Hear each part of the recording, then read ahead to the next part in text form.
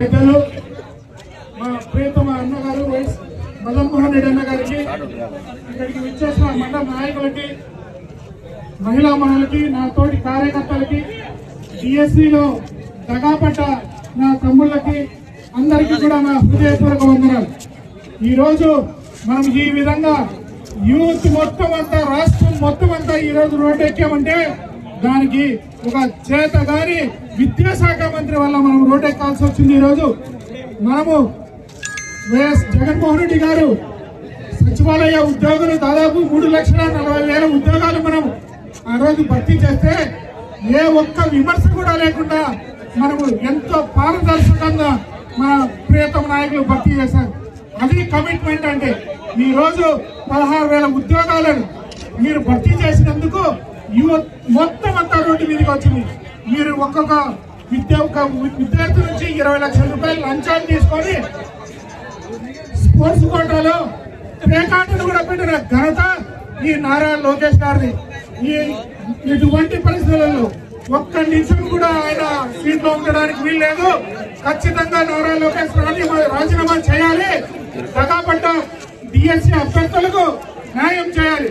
DSC అభ్యర్థులు ఇక్కడ కూర్చున్నారు. బాబు, మీకు ఎప్పుడు కూడా ఎల్లకాలము వైఎస్ఆర్సీపీ మీకు ఎప్పుడు మద్దతుగా ఉంటుంది. మీకు జరిగిన అన్యాయానికి మేము మీతో పాటు వీధిలో పడి మీతో పాటు పోరాటం చేస్తాం అని తెలియజేస్తూ ధైర్యంగా ఉందంటే జగన్మోహన్ రెడ్డి గారి నాయకత్వంలో ఖచ్చితంగా మళ్ళీ మన ప్రభుత్వం వస్తుంది. మీకు దగాపడ్డ టీఎస్సీ అభ్యర్థులకు ఖచ్చితంగా న్యాయం జరిగేట్టుగా చేస్తామని మీకు సభాముఖంగా తెలియజేస్తున్నాం. ఈ రోజు ఇంటింటికి తెలియజేస్తామని ఒక ప్రోగ్రాం పెట్టుకొని పోయినారు. మీరు ఇంటింటికి పోయి క్షమాపణ చెప్పారు. ఆ ప్రోగ్రామ్ లో మీరు ఏం సాధించినారని మీరు ఇంటింటికి పోతున్నారు. ఒక్కసారైనా మీకు ఇంగిత జ్ఞానం ఉండాలి. ఈ పులివెందులనే తీసుకున్నాం. 2 సంవత్సరాలైంది మీ ప్రభుత్వం వచ్చి ₹1 కాబట్టి ₹1 పులివెందుల మీద మీరు దృష్టి పెట్టినారా? ఒక అభివృద్ధి పైన మీరు చేసినారా అని మేము నిలదీస్తున్నాం. ఒక్క పులివెందులనే కాదు, ఈరోజు ఖచ్చితంగా రీఎంబర్స్మెంట్ మీరు ఎంతమందికి ఇచ్చినారు? మీరు యువతను మొత్తం నిర్వీర్యం చేస్తున్నారు.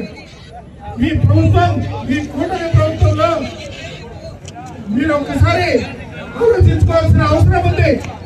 రెడ్ బుక్ రాజ్యాంగం 100% తప్పింది. ఆ రెడ్ బుక్ రాజ్యాంగమే మీ మెడకు చుట్టుకుంటుంది. రేపు వచ్చే ఎలక్షన్స్ లో మీరు ఈ యువతతో ఖచ్చితంగా పతనమై తీరుతారు.